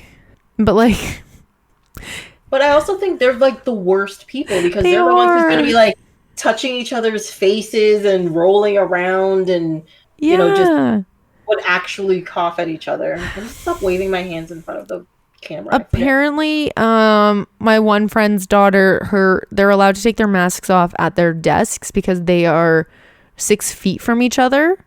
So if they're sitting at their desk, if all the kids are at their desks, they can take their masks off. But once they like are getting ready to go for recess, they have to put it's the same as like, I guess when we were at the restaurant, like the second you stand up your table, you have to put your mask on, or drunk Erika is going to yell at you from across the restaurant to put your mask on. It happened. Yeah. Beware of drunk Erika. She will get you. Drunk Erika is not a fan of people that don't wear masks. And Black Magic's now apologizing for this tangent. It's okay. The people need to know. Wear your freaking masks. We're putting information out there. People need this. Please wear a mask, and if you're not going to wear a mask, please stay home. Yeah. Anyway, but so I'm gonna tangent back to the movie, where I like, despite the fact that I hate Joyce with a passion, I think she's a horrible person. Wait, who's that? Joyce is the really like. Is she the religious one? No, she's the one who keeps trying to have sex with. Oh, right. Yeah. Right. Yeah. She's a gross individual. Everything about her is horrible. But also, I kind of hate everybody besides the Boggs in the whole movie. Like all of their neighbors, and well, except for that one black cop guy though, who was just like, "I know it's not your fault. You are not completely with it. I'm gonna try and take care of you." He tried to help him. Yeah. But everybody else in that neighborhood are the worst people I've ever seen anywhere. They can all go to hell. It's fine. They're all they're all terrible. All of them are terrible. Well, Peg's not terrible. Peg's not terrible. Yeah, she's part of the Boggs. So the family that she's in, he's with. Yeah. I like them. Yeah. I think they're great. But everybody else in that neighborhood, they're horrible people. Yes. Yes. But anyways, my tangent was... I'm going to watch this movie. was Joyce had a really, like, I like her taste in music, which is fine, because every time you go to her house, she's listening to Tom Jones. And I was just very entertained by Delilah, and It's Not Unusual, because I was just like, let me do this. Yeah. This is the thing I picked up. It's okay. I'm just singing it now. And dancing. But I only sing during Paper Mario and Hollow Knight. What? Yeah, because it's always me singing. It's always me singing like, I don't know where I am. Is this the right way? Stop fucking killing me. Those are my songs. The funny thing is I do that in real life sometimes. Oh, I do too. And you make fun of me while I do it. No, I don't make fun of you. I just look at you because inside I was doing it. I do it all the time too. I was like packing the other day and I was like, packing up my books. Gonna put this here. And then I'm always like, Martin, where are you? Where is he? He's hiding somewhere. He's probably sleeping on my pillow. Sorry, I dropped my finger in my eye. Yeah, but I do like the random songs, narrating what I am doing moments. Oh, love them. Love them. Yeah. Do you have anything else? I was like, this was a happy, wholesome movie, and then it just like turned really dark. It turns really dark. Yeah. I have one note though about the part where he's like cutting the hair, and every time like the angle, when you just see him. And his like scissors are going, but you can't see what he's cutting. Yeah. And it's clearly just somebody throwing things.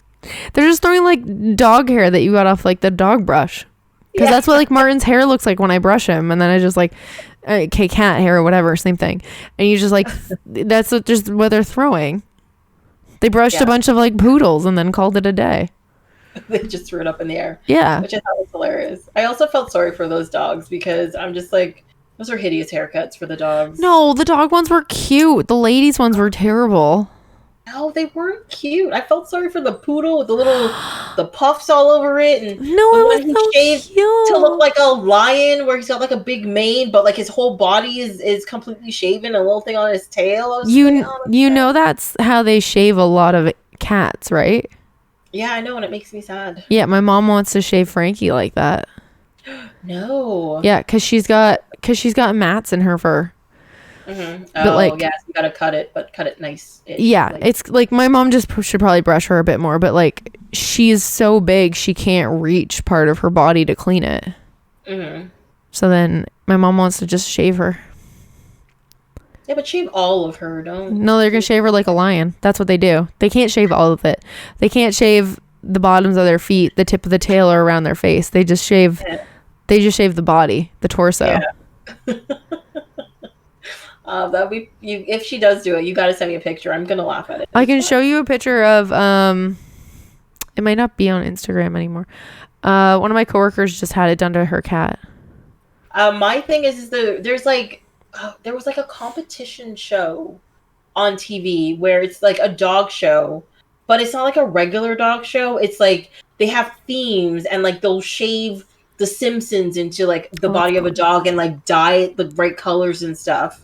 And I was just like, I feel so sorry for these animals. It's so weird.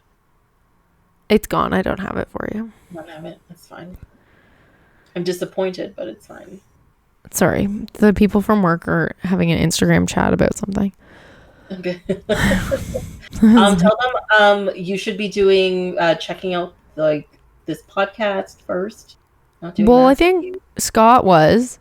I don't know if he's still here, but he said he would be. He was here for a little bit at the beginning. Mm-hmm. I don't know, but I told my team, and apparently their boss telling them wasn't enough for them to show up.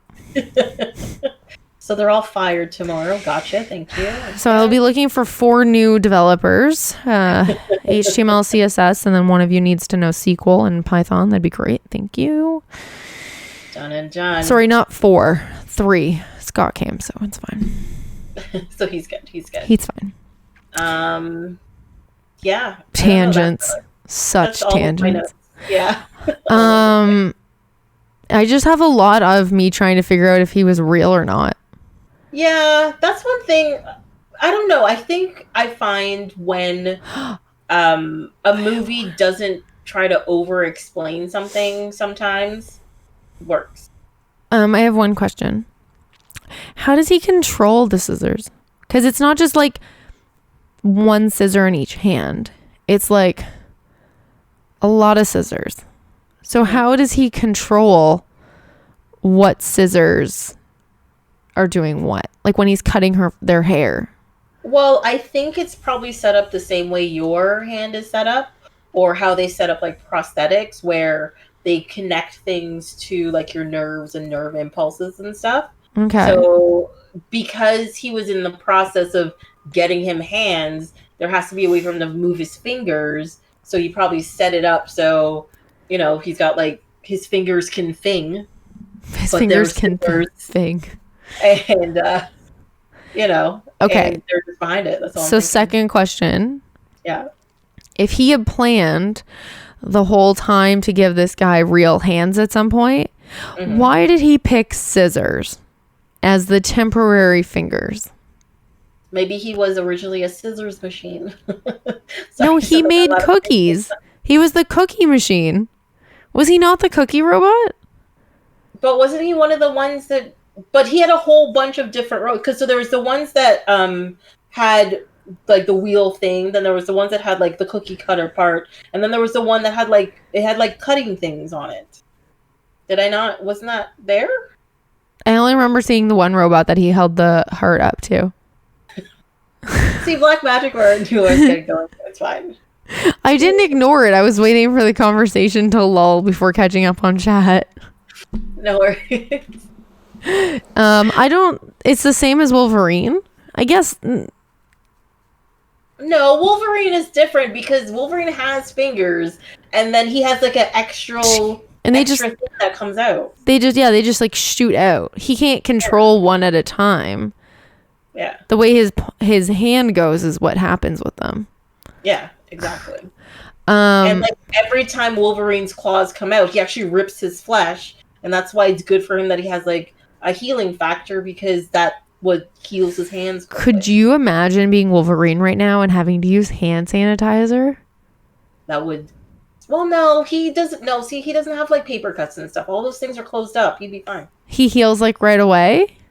With small cuts like that, yeah. Okay. All right. I like that that's a small cut. A thing shooting out between your knuckles is a small cut. Well, yeah, that's true. Apparently he is cute though. And also apparently Wolverine doesn't need hand sanitizer because he is immune to diseases. So, I mean, he's not wrong. You're not wrong, but if he walked into a grocery store, they'd still be like, mask and hand sanitizer, please. That is true. Because they're not going to look at him and be like, oh, you're Wolverine, you're fine. They're going to be like, you're the dude that needs groceries. Put some fucking hand sanitizer on and wear a mask. And then if he didn't, I'd be the drunk girl being like, excuse me, can you put your mask on? You should probably put your mask on. Can you? Yeah, he'd be like, whatever, bub, and walk away. It'd be fine. Wolverine would be the antidote to COVID. Okay, well, where is he? Because we could use this right now. I need socialization again. Yeah. You realize he's a fictional character? Right? No, he's not. Yeah, he's not. He lives in Vancouver at the Athabasca. No, not Athabasca. Oh my God, what is the university they film at? He is dead. That is true. He's never dead if he lives on in your heart. Also, I think that movie takes place in like 2029, I think is what it said it was. So we have a little while. So he's technically still hanging around, but his healing factor is reducing, losing power. Then maybe we shouldn't use him for COVID. Yeah, but that's because he's getting adamantium poisoning. There's a difference. Oh, well, I don't want a vaccine made of somebody that has poisoning in them. Yeah, but if we don't have the metal in us, so we would be fine. All right. Yeah, it'd be good. Okay. I haven't seen Wolverine. First of all, it's Logan. Okay, whatever. I haven't seen Logan. I've only seen the X-Men movies. Oh, God, yeah. There are so many things wrong. Don't you just love me? I do. I love that this is coming out this late in our friendship, because if this came out earlier, I'd just been like, I gotta go. This isn't working. Okay, but like, I encountered you a lot of swearing before we became friends, and I still wanted to be your friend. So just because this is a thing shouldn't stop you from being my friend. That is true. Because like, very true. You swore a lot when I had to edit those videos. It was pretty entertaining overall. That is for sure. No, because then they didn't end up using the videos I spent all that time editing on. Not acceptable. I didn't know that. I just got paid for it. It's fine. Didn't you have to re-record them? Did I? No, the ones you were editing was the re-record, and it was a short timeline. That's okay. Mm-hmm. Whatever. Whatever. I have 10 minutes until I usually wrap up my stream and go for my walk. Yeah, no, that's cool. So if there's anything else you want to chat about. No, I'm at the end of my notes, honestly. Does anybody in chat have any more comments, questions, concerns, thoughts, opinions, life updates? I think my thing with this movie is that my notes are very far in between, because I like the movie and I was just getting like lost in the overall thing, right? All my notes are just like, okay, but how? But why? Okay, that's stupid. Yeah. I hated the boyfriend. I really freaking hated the boyfriend. Yeah, so much. He used to be the giant nerd, and then he just became a big asshole. He had to be like completely opposite to what he was before. Who is it? Anthony Michael Hall. So he's part of the Brat Pack. So he was in like 16 Candles and Breakfast Club. He played the nerd. Oh, there he is. I couldn't find him on the list. He's the 4th character in IMDb. Yeah, he's well known, especially for that time period. He would have been well known. Have you seen him in anything? Oh, I watched Psych. That was funny. Wait, I watched Awkward. The John Hughes movies? The what movies? The John Hughes movies? Yeah. Have you seen The Breakfast Club? Yeah. The nerd. He's the nerd in The Breakfast Club? Yes, he is. No. Yep. No. Mm-hmm. No. Apparently you have to do this again. Astrolith really enjoyed it. Okay, good. I was very worried that people would be like, "Ooh, this is the worst thing ever." So I'm very happy that you enjoyed it. We need a Deadpool Edward Scissorhands crossover where they kill bad guys. Yeah, okay, I'd be down for that. I would definitely be down with that. And Oki says, "Yeah, I hope you guys do this again." Oh, what's your favorite Tim Burton movie? That's a good question. Honestly, I love the movie Big Fish. It is not one that people averagely pick, but I love Big Fish. Did you do that one recently? Yeah, we did it. Would have been last year. I think we did it. Oh, last year? Oh, I was just listening to it at work. Oh, okay. Okay, so my favorite Tim Burton movie is the original Frankenweenie. Not the new one. The original. The little animated short? It wasn't animated. The original one, I believe, wasn't animated. I think was the original one animated? Well, because I went to this Tim Burton exhibit thing, and they showed some of his early things that were made into like short animations, and then they expanded it. So the original one wasn't animated. The one that came out in 2012 was the animated version where they expanded it.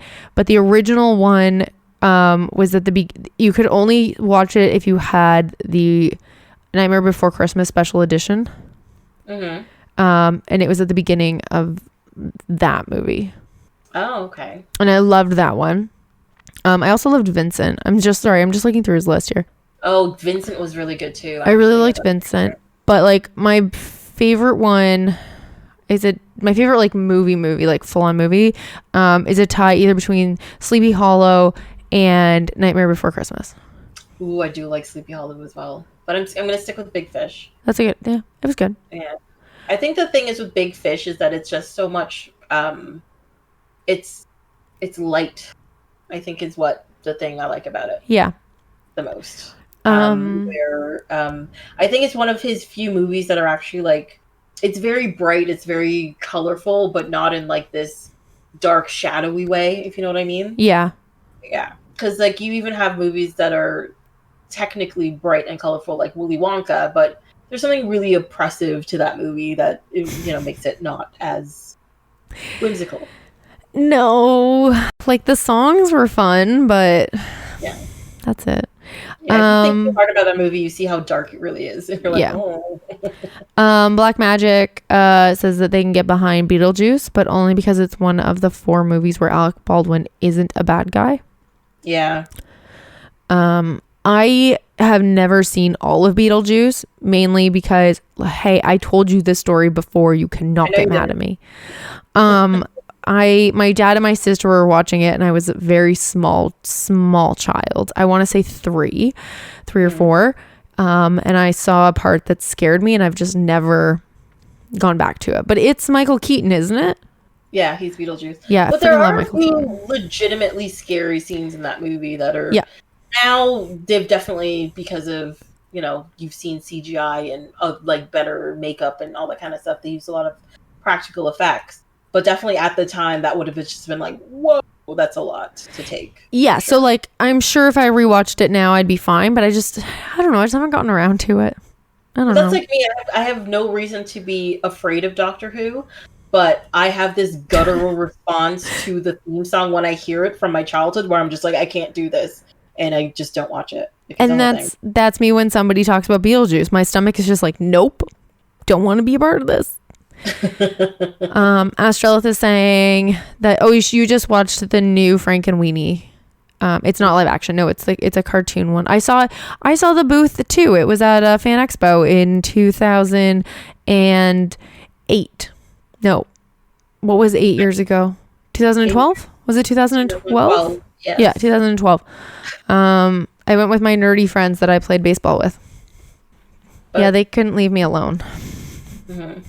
They were just like, come this way. And I was like, okay. And then I went the next year by myself. Well, not by myself, but like I went with them and I was like, I want to go all the time. It was great. So Fan Expo? Yeah, Fan Expo was great. Yeah, I really liked it. More than 10 years now. I really liked it. Except for this year. It's been a while. Nightmare Before Christmas is one of Astralist's favorite.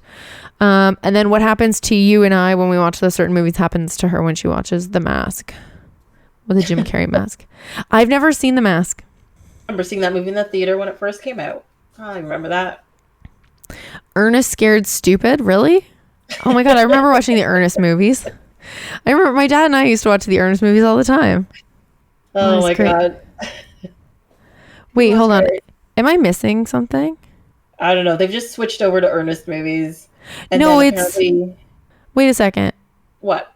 Black Magic, when did you subscribe to me? I've never seen the notification for it, but now you have a little first beside your name. What? How did I don't even know what's happening. Sorry, it's so the first 10 people that subscribe to my channel get a little founder's badge beside their name. Mm-hmm. And there's one showing up beside Black Magic's. But I didn't get a notification or anything. Ever. So... Did it just happen? I feel like it just happened. I don't know. Just happened. There it is. Oh, Astralist just subscribed too. What?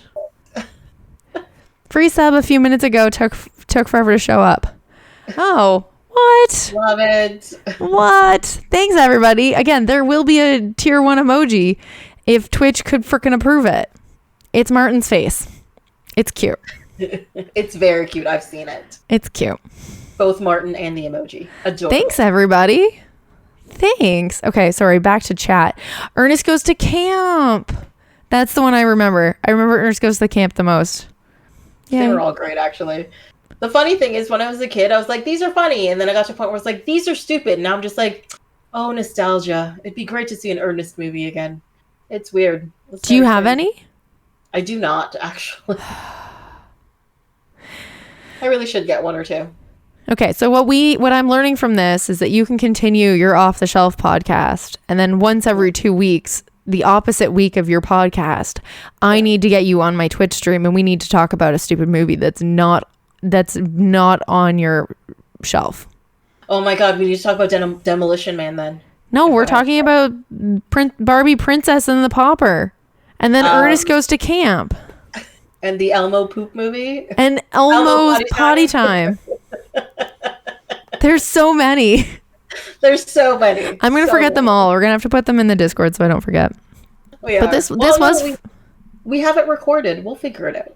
Oh yeah, we will. Rewatch recording. Who does that? Yeah, no, I quite enjoyed this. I think we should do this more often. I had a good time. Yeah, this was a lot of fun. I was very nervous. I didn't know if I'd be able to, keep up with all of it, but everybody was great. Yeah, it was. Sorry, I was reading the chat. Yeah. Jean-Claude Van Johnson. Great series. I have all those movies. Can I borrow them? Oh my god. Okay. Yeah. I do have to go for a walk before it gets too late and cold. What's the weather out here? Has anybody been outside lately? I have not been outside in like 3 days, so we'll see. I'm drastically losing my step challenge. Oh my god, it's 14, feels like 12. Ooh, that's legitimately cold. I don't like that. I'm 8,000 steps behind the second last person in my step challenge. Is it even worth going outside? I'm so far behind. But you could totally beat them. I think you could do it. No, I can't. I just walked 2 blocks. I was about to say the street I walked to, and I was like, can't say that on it. What's 12 in Fahrenheit?